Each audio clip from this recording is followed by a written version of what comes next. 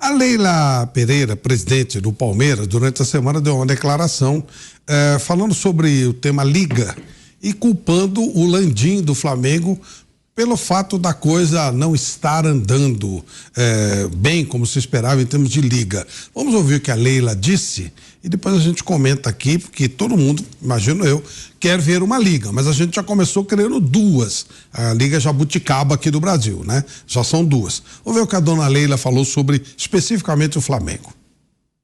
E eu não vou admitir hipótese nenhuma, clube nenhum, não é? Tentar usar de soberba para comandar, não é? Qualquer linha de raciocínio. Eu não vou, o Palmeiras não vai se curvar à soberba de ninguém, entende? Eu sim, o Palmeiras se curva sim ao que é melhor para o futebol, sabe? Então, essa é a minha luta. Eu não vou deixar, não é? Que determinados clubes entendam que são melhores, e porque não são, entende, e que se acham melhores, que se acham que o futebol brasileiro não é pequeno para eles, que vai jogar na Europa, poxa, lá o Real Madrid está esperando, entende? Então, eu acho que é isso, tem que botar os pés no chão, entender, aliás, trouxeram o Marcelo que fez um estrago danado, não é? Sabe, a gente, futebol é entretenimento. Eu não vou admitir, eu sou presidente do Palmeiras, desse clube gigante, mas jamais o Palmeiras deixou de ser humilde, não é? Pelo menos na minha gestão e na gestão do Maurício Gagliotti, nós sempre lutamos pelo que é melhor para o futebol, entende? Nós sempre estivemos ao lado de todos os clubes que lutam com esse mesmo ideal, mas eu não vou deixar em hipótese nenhuma, que um clube comande, entendeu, o que seria melhor para a nossa liga, para o que seria melhor para o futebol. O que eu fico mais impressionada é que o que eu penso, eu tenho certeza absoluta que a grande maioria dos clubes também pensam, não é? Mas precisa de uma mulher bater na mesa e falar, gente, entende? A gente tem que lutar pelo que é melhor para o futebol. Eu não posso permitir que um clube, não é, determine as regras. Eu não vou permitir esse tipo de coisa, em hipótese nenhuma. Não vou permitir.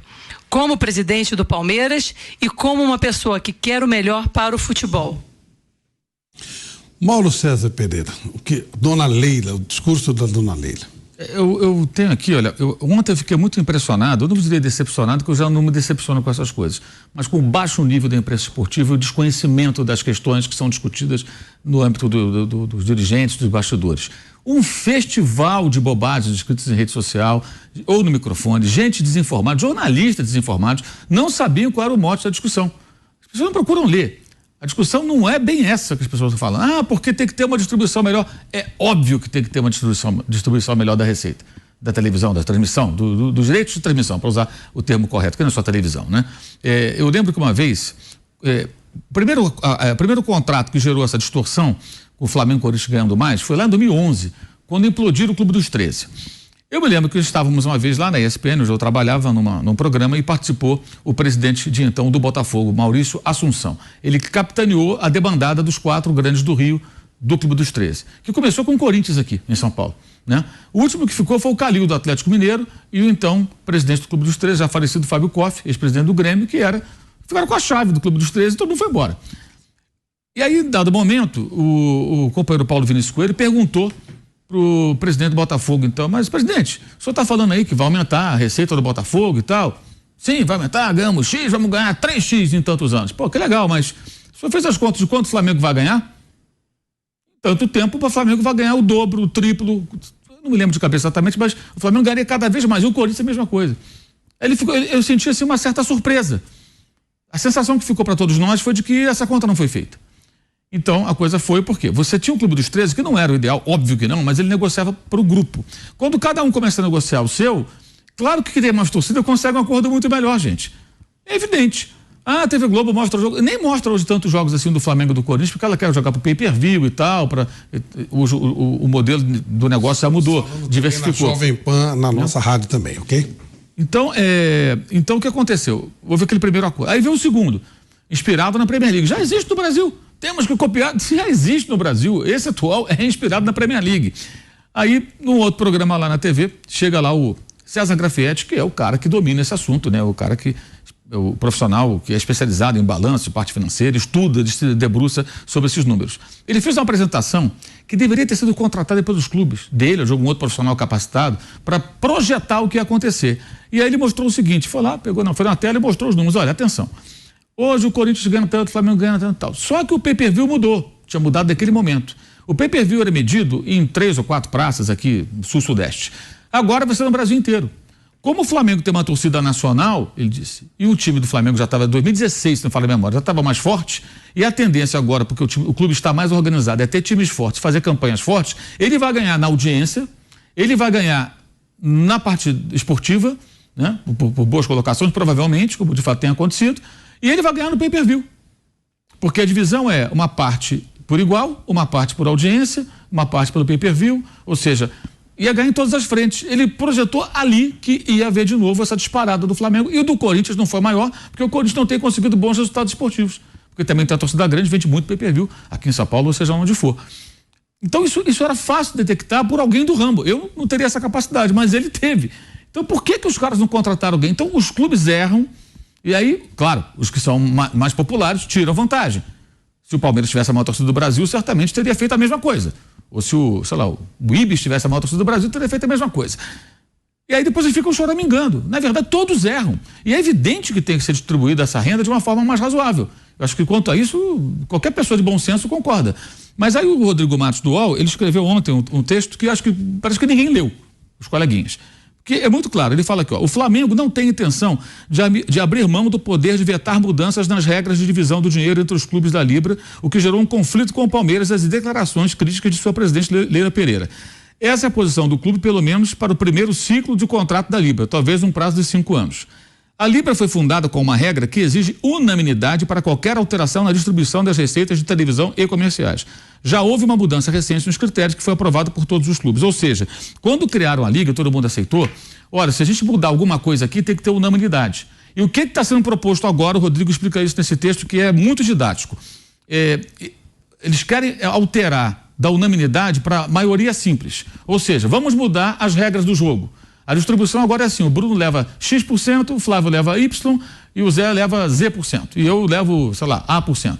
Aí, de repente, se nós fôssemos aqui mais um, tivesse mais um quinto elemento aqui, se 3 dos 5 resolverem, muda tudo. Então, o cara que ganha mais pode ganhar menos. Ou seja, é como se fosse um condomínio. Você faz um sorteio de vagas de garagem e, de repente, se um determinado número quiser, minha vaga é ruim, vamos juntar com todos que tiveram vaga ruim e vamos sortear de novo, vai que eu pego uma vaga boa, né? Isso acontece de verdade, né? Em condomínio, o cara sai na mão, é uma confusão danada. Então, o que o Flamengo está rejeitando com relação a isso é essa mudança. O Flamengo quer a manutenção da unanimidade. Nós definimos que vai ser assim, vai ser assim. Se vocês quiserem mudar, todos têm que concordar. E até o Rodrigo explica que o Flamengo aceita em 5 anos uma maioria absoluta, tipo 80%, 70%.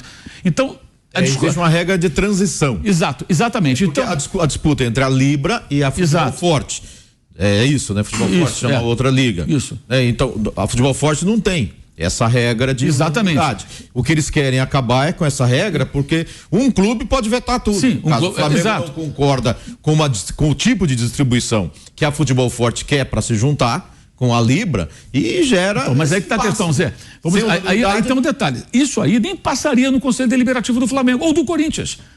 Porque o Duílio, estou citando os dois que ganham mais, né? E o Landim não são donos dos clubes. Não é SAF, é um clube associativo, tem um conselho deliberativo. Os caras não vão aprovar, por quê? Isso é ruim para os dois. Porque você pode chegar amanhã e falar, vamos decidir o seguinte, o Corinthians leva X%, o Flamengo leva X%. Os dois ganham mais, tem mais torcida. Todo mundo assina, legal. Passa um ano, olha, vamos fazer o seguinte aqui, vamos juntar aqui, vamos mudar isso aí. Agora o Corinthians vai ganhar 30% do que ganhava, e o Flamengo também. Você vai lá e muda. Claro que eles não vão aceitar. Porque eles ganham mais, não é por acaso. Eles ganham mais porque são trem pagadores. São clubes que arrastam muito mais gente. São clubes que geram mais audiência de televisão, porque tem mais torcida. Essa coisa de, que na Inglaterra, houve um ano, uns 4 ou 5 anos, que o Manchester City foi campeão e o Manchester United, que nem foi para a Liga dos Campeões, ganhou mais dinheiro de direito de transmissão. Porque teve mais audiência. Então, mesmo na Inglaterra, você não tem a distorção absurda que tem no Brasil. Mas o Brighton não ganha igual ao Chelsea. O Southampton não ganha igual ao Manchester United ou ao Liverpool. Existem as diferenças. Então, eu acho que as pessoas estão discutindo sem entender o que está acontecendo. Essa pauta, pelo que entendi, não é a questão da distribuição, é a questão da tentativa de mudar a regra do jogo. E nisso, olha, a gente pode criticar o Landim aqui a noite inteira.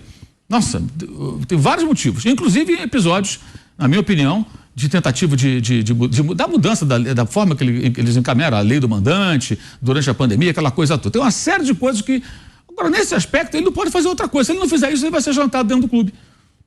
Como seria se fosse o caso do Palmeiras. Então, eu estou vendo assim, uma certa pirotecnia e muita discussão e desinformação. Porque o que está sendo discutido aqui não é a divisão. É óbvio que o dinheiro tem que ser mais bem dividido. Mas também é óbvio que o Flamengo vai ganhar mais, o Corinthians vai ganhar mais, o Palmeiras vai ganhar mais, o São Paulo vai ganhar mais, o Vasco vai ganhar mais. Aí você vai ter outros que vão ganhar menos até. Agora, não precisa os dois que ganham mais ganhar X vezes mais do que o Fortaleza. Isso pode ser diminuído, isso tem que ser diminuído. E o que está em discussão é isso. Isso que está em discussão. Diminuir a distância de quem ganha mais. De quem ganha mais. Mas essa pauta da briga dos dois, que o Rodrigo Matos do UOL explica nesse texto, repito, muito didático, todos deveriam ler, é que a briga não é por isso. A briga é que é tentativa de mudar a regra do jogo. Ou seja, a gente com 50% mais daqui a um ano e meio, a gente muda a regra. Aí o Corinthians e o Flamengo foram com as calças na mão. Então eles não podem aceitar isso. Ou seja, todos têm que ceder. Mas se assinaram que é de um outro jeito, por que vai mudar agora? Ah, porque tem que trazer a outra. Mas a outra liga dos times tem menos torcida. Analise do ponto de vista do...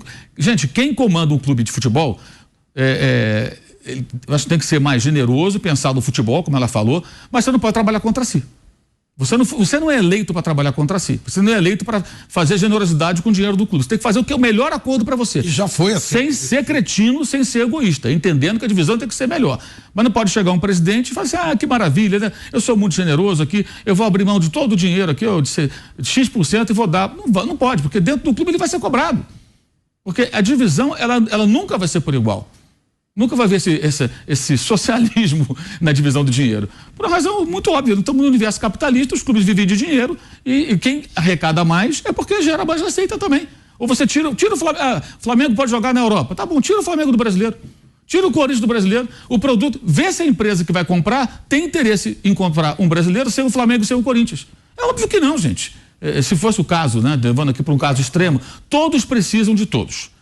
E o Flamengo, claro, tem uma postura às vezes prepotente, eu concordo com as críticas desse aspecto, não gosto dessa postura, tipo o bloco do eu sozinho, como foi na época da pandemia, foi o primeiro, vamos treinar, vamos jogar, exageros, discordo veementemente, mas o problema, a discussão que está em pauta não é a divisão do dinheiro, é uma tentativa de mudar a regra do que está estabelecido. E aí, claro que o Corinthians, que está calado por enquanto, porque não foi citado, imagino, e o Flamengo também está calado, né?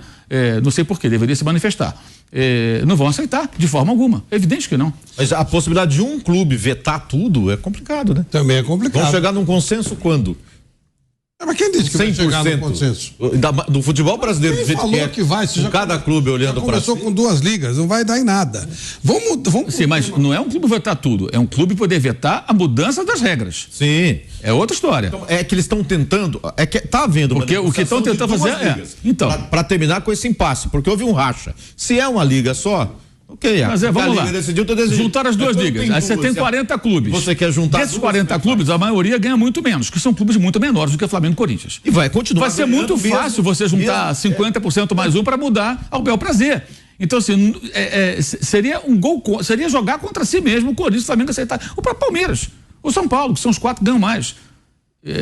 Não tem sentido do ponto de vista lógico. Eu acho que o caminho pode ser não de maioria simples, mas eu sei lá, 90%. Sim, mas aí haja uma possibilidade mínima. A matéria do Rodrigo fala disso. De se fazer uma negociação agora. Eles pensam, assim, uma das discussões, o Rodrigo explica aqui, é passar por um período inicial de X anos, não lembro quanto tempo exatamente, e depois mudar para um ajuste desse. Não uma maioria simples, mas uma maioria absoluta.